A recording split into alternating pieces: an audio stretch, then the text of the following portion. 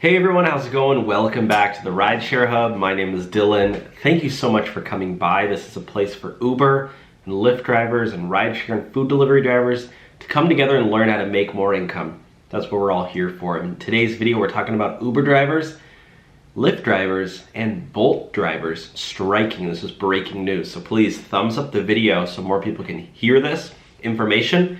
And before I get started, if any of you guys have been deactivated by any of the gig platforms, I wanted to give a shout out to the Reactivation Center. They are helping drivers on their journey towards reactivation, and we do have a coupon code down there below, so check it out if you'd like. Otherwise, let's get started here. We got a lot of updates. Uber stock price is plummeting. Lyft stock price is plummeting. Uber head of rides just quit the company. Drivers are striking in America. Drivers are striking across the world, in Ghana and other countries as well. Listen to this. Bolt drivers strike as union launches workers' rights tribunal. This is June 15, 2022. The GMB union is taking ride-hailing app Bolt to an employment tribunal, claiming that drivers should have access to rights including minimum wage and holiday pay as drivers go on strike. Will this include Uber drivers as well, Lyft drivers as well, other gig workers? There's a union now that is representing Bolt drivers. Bolt is another rideshare app. According to a report within the FT, the union will argue that the Estonian-based app drivers should be recognized as workers under the United Kingdom employment law, and they should therefore have the same rights to minimum wage, holiday pay, pensions, and other benefits that were granted to Uber's drivers following a landmark Supreme Court ruling last year. There was a ruling last year. Let's take a look at this. That allowed Uber drivers to get worker status.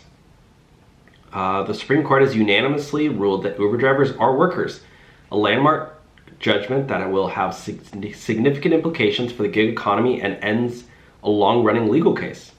Summarizing the judgment, Lord Liggett dismissed Uber's appeal. Uber tried to appeal it against the decisions of the Employment Appeal Tribunal and the Court of Appeal in the Uber BV and others versus Aslam and others case. It means that Uber drivers are considered workers, not self-employed as Uber had argued, and are therefore entitled to basic rights including paid holiday, rest breaks, and paid rest breaks, by the way, and national minimum wage. Wow, so that's actually huge. And I believe this is just in the United Kingdom, but I mean, if it was ruled over there in the United Kingdom, why shouldn't it be ruled the same in America? I'm not talking about, putting on a set schedule or nothing, but paid holiday? I mean, why should drivers not be included in paid holiday? Everybody should deserve to get a vacation, right? It shouldn't just be this non-stop working. So these Bolt drivers are striking. They are going. The drivers are also striking over Bolt's alleged claims without right of appeal and company's refusal to cooperate with driver requests for access to personal data and algorithmic transparency. So Bolt's investors have become fabulously wealthy on the back of worker abuse and tax avoidance.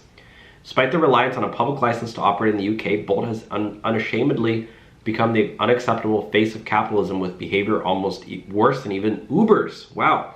I want to hear from you guys. Are you guys any of you guys here Bolt drivers? And also, I want to say there is a driver strike happening on July 4th in America for Uber and Lyft drivers and gig workers.